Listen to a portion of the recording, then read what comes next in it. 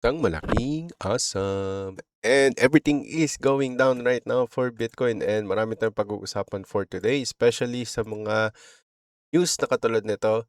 And also, nagpakawala na to.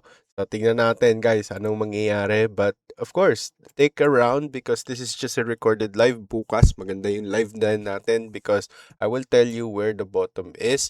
And I really think this is where the market is going now, rather than just like looking at the market as going down phase. Okay. So guys, ako nga pala si Sir Bern. I've been here since 2017. I've been trying to share you guys my wins and losses dito sa cryptocurrency since 2021. So please do not forget to like and share, subscribe, and mag-comment kayo down below kung anong tingin nyo sa market and market standpoint nyo, kung bullish o bearish and bakit. Okay, so let's go with our higher time frames muna. Ito yung mga binabantayan natin. Ito yung super chart natin. And I'm still thinking, okay, nung nandito na tayo, bumagsak na tayo. So, tama na tayo so far. Okay? And I don't think that it's yet the end ng pag-drop natin. So, I wanna see this market to go down at least 63,000. So, sa harapan nyo, babaguhin ko siya. Nakalock siya. So, babaguhin ko siya as at least 63,600 just to really scare this bulls. But also, dito tayo papasok for another bull trap bago tayo bumagsak. Okay? Because this is how we really fool many people. And especially yung mga nasa ano natin, no? Yung mga nasa retail. So, this is how the institutional do it. And I've been talking about this yesterday. It's all about the Wyckoff. If you are very interested about Wyckoff topic, so 239 lang talaga yung interested sa mga ganito. So, I did the very basic basic fundamentals and technicals about it. Yan. So, guys, it's very critical kasi nung prediction din natin nung last time, biglang umangat ng konti just to retrace and confirm at itama yung liquidity natin, bigla na tayong bumagsak. And medyo maaga yung prediction ko, but definitely, kung susukatin natin to sa Fibonacci, Sir Oso, paano po ba yan? Anong magiging ano natin dyan? So, binalikan natin tong um, secret level natin sa Fibonacci, which tinuro ko rin sa inyo. Where is the dip? Okay, so ito yung sinasabi ko sa inyo na 63,900 bago natin makita yung bounce. But probably hanggang 6,400 lang, or 6,400 or at least 64 sarado lang tayo. Anything below that, it could be really capitulating pricing for Bitcoin. And what will be the price if in any case that we break 63,600 is that's gonna be at 61,800. Is a little bit dip, pero hindi siya yung sobrang parang nakakatakot para sa mga bulls. They will still take advantage of that kasi magiging acto as ano siya retrace bago tayo umangat ulit ng isa pa sa 6,800 at least bago ko masabi sa inyo na okay, it's already done and this one is going to play out, at least this one. Okay. Pero dito sa 1 week time frame natin, which is a little bit higher, ganun din yung prediction natin. Medyo hindi tayo tama ng konti. Na harang agad tayo sa 67,200. Ang gusto ko sana umabot is 67,800. Pero ngayon, bumabagsak na tayo. So, let's see if this key level will be supported. So, tomorrow, I'll be explaining to you guys. Medyo na-reveal na agad yung pag-uusapan natin tomorrow. Which is yung bottom na nakikita ko is 49,300. But it's very important that I want to teach you first how I did it and how I found it.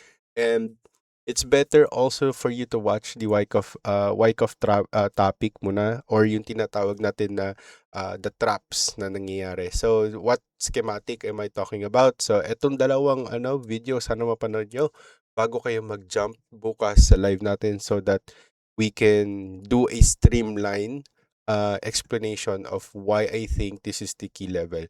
So, hindi lang to basta Fibonacci topic. It's all about the mix and match of the patterns, market structure, and everything, including yung Wyckoff and yung ating Elliott wave. So, guys, dito na tayo sa first topic natin for today, maliban dun sa charting natin. Ito yung dun sa Fed interest prediction ko. Ito na, mangyayari na. Let's see kung tama ako. And ultimately, if mali ako, i-explain ko sa inyo bakit hindi nangyari yung naging prediction natin. But our prediction is deep-rooted doon sa reality. So, grounded lang tayo in historical reality. Na inexplain ko sa inyo ng ang ano natin, ang rates natin is not really showing what we want to see, okay? Or kung ano lang yung gusto natin, hindi pa pwedeng yun yung mangyayari. Okay, so ano yung ibig sabihin ko doon? Dito yon sa topic ng US 10-year, no? So, ayan na. Tingnan natin kung babagsak pa siya dyan from there. Kasi ito yung prediction natin simula nung nandito pa lang tayo. Ngayon, umangat na siya by just using the same method of Fibonacci's. No? So, tingnan natin kung babagsak siya at least dito para makita natin yung parang relief sign since the oil is also taking a hit right now. Medyo bumabagsak pero yung Bitcoin bumabagsak din. And also with the SPX is also experiencing a downward move after meeting the race. No? So, maybe this is just a correction to liquidity from my previous high. Tsaka lang tayo babagsak na isa pa or aangat na tayo by the end of this year. So, tingnan natin kung ganun yung magiging point or case in point. Pero, with the topic that I was trying to tell you, dito ko nakuha yung idea na yun.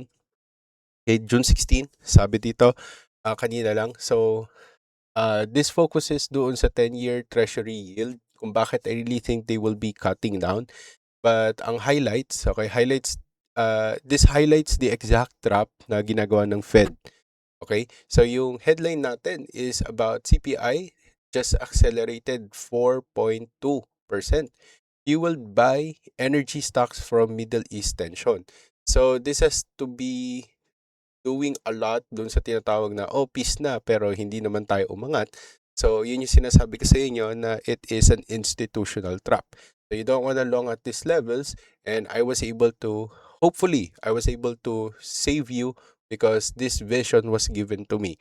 And I told you this many times over and consistently for 3 weeks, we are consistent when it comes to predicting the market and trying to assume where the market is trying to go by just looking at the obvious cases right here. So, isa pa tong news na to sa JP Morgan, okay? Sabi dito na yung mga or major institutions like JP Morgan have already broken ranks to warn that the Fed's next structural move daw ay magiging more likely to hike and not cut. So, tinago to yung news na to. Hindi to masyadong pinag-uusapan for some reason. I don't know why.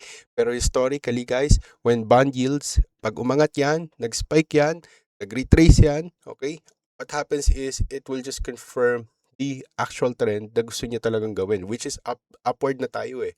So, we are probably alongside the reacceleration inflation. So, the only way for us to really crush this kind of happening and capitulation sa market is to really raise interest rates. This is very dangerous, guys, for you to think that if our 10-year or yung tinatawag natin mga hocus pocus ng Fed, okay, i-undermine niyo yan, mamaliitin nyo, this is going to be crazy. Kung gusto nyo umangat pa to, umangat, okay, this is going to be crazy just because you want your Bitcoin be going up. Fed's job is not to like improve Bitcoin's price. Okay? Fed's job is to really improve the economy of the United States. Parang ganun yung nagiging situation dito. Yun yung truth. Okay? And I know it's gonna be painful kung magkaroon tayo ng rates or rate hike. Okay? Apart from doon sa prediction ng mga tao na 99% gusto nilang bumagsak. Gusto nilang maging no change or sabihin natin magkaroon pa ng parang menos. Dito nangyayari yung trap na sinasabi. So, lalo pang inaangat. So, talking about interest rates, we have Japan rates then. And why do you need to look at this? Ito yung global risk dito, guys. Okay, for years, yung global macro traders kasi natin, they use carry yen trade. And I told you this about I told about this very long time ago. Tapos ni-remind ko sa inyo na halos zero interest rates tapos biglang nagbago. So, this June 16, 2026, the BOJ raised its benchmark again or its rates or interest rates by 25 basis points or 1% ata yun climbing to its highest level since 1995. And this is very crucial and this is very important for Japan's economy.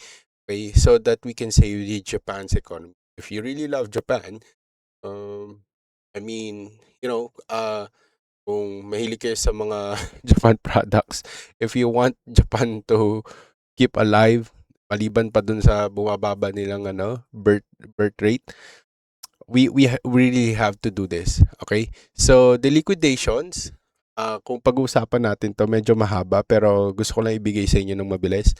Yung yen natin, we have a yen short positions kasi right now. Hindi tayo ha, yung buong mundo. We are seeing a lot of that hovering near the 9-year high. So, anong nangyari? With Japan's aggressive tightening sa kanilang economy, okay, para lang labanan itong inflation na nangyayari, that cheap leverage is evaporating, guys. Okay? So, every time, mga kaoso, na yung BOJ natin has hiked recently, okay? Natin, the situation right now, di ba, nag-hike na sila. It will trigger, or actually, it has already triggered a global liquidity na kumbaga medyo fragile.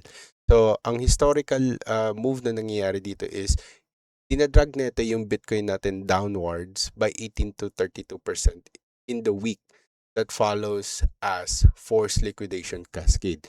So, ano yung history nito? This is back in 2024 and 2025. We saw this kind of changes and it was not really good for Bitcoin.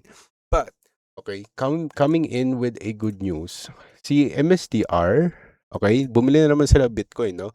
So, dito ko masasabi sa inyo na, okay, the possibility of us being able to reach this, diba? Since nagre-retrace pa naman lahat being able to reach at least 68, 700 or at least 68, 900 or 69, pwede itong mangyari bago tayo bumagsak ng todo. Or baka 68 sarado lang, or since may fair value gap daw, quote and unquote. So, then we may be able to just retrace, tas angat, tapos bigla tayong babagsak. Okay, pwedeng mangyari yon. So, how does it look like in my head, no? So, kung bumagsak siya, tas biglang aangat tayo, tas boom, boom, boom, boom, boom, boom. Okay, pwede ito mangyari. Okay, but for now, I don't have any clear moves na nakikita pa. Pero I was able to call you out dito na anything that goes up here is just manipulation. So, anything that tries to long this market will be punished. And ngayon, babagsak na tayo. Any retrace here is going to be a blessing. So, if you want to long the market, long at your own discretion. Okay, so prerogatives mo yan. So, nasa sayo. Pero I don't have any clear long position as of the moment because market is going down. The trend is going down. So, what do? Just ride it. So, this is the reason why I really think MicroStrategies it will come in clutch in terms of trying to clear their name kasi 'di ba nga may mga usap-usapan na nagbebenta sila etc. But that is just the hack that they parang yung hack na natutunan nila by doing the STRC, which is their stablecoin. But medyo madami na yung topics about this one na gusto kong pag-usapan. So baka bigyan ko kayo ng isang live to really understand what is going on with STRC and BTC and yung MSTR nila. So, but yeah, for now, that's my prediction. But I will not strongly say that the market will bounce at least dito sa 64. Dito sa moment na to, I'll be just waiting sa clear levels. Pero for now, abangan nyo tomorrow yung magiging explanation ko dito. So, hindi ko sasabihin sa inyo kung totoo ba to or ano. Bahala kayo mag-wonder, mapuyat. Kaya panoorin nyo bukas. Okay, kasi magla-live tayo. And again, guys, chismis lang lahat ng yun. Kailangan nyo pa rin tanuhin at kilusan ng sa gayon ng lahat ng makamtan. At syempre, of course, stay awesome. Goodbye.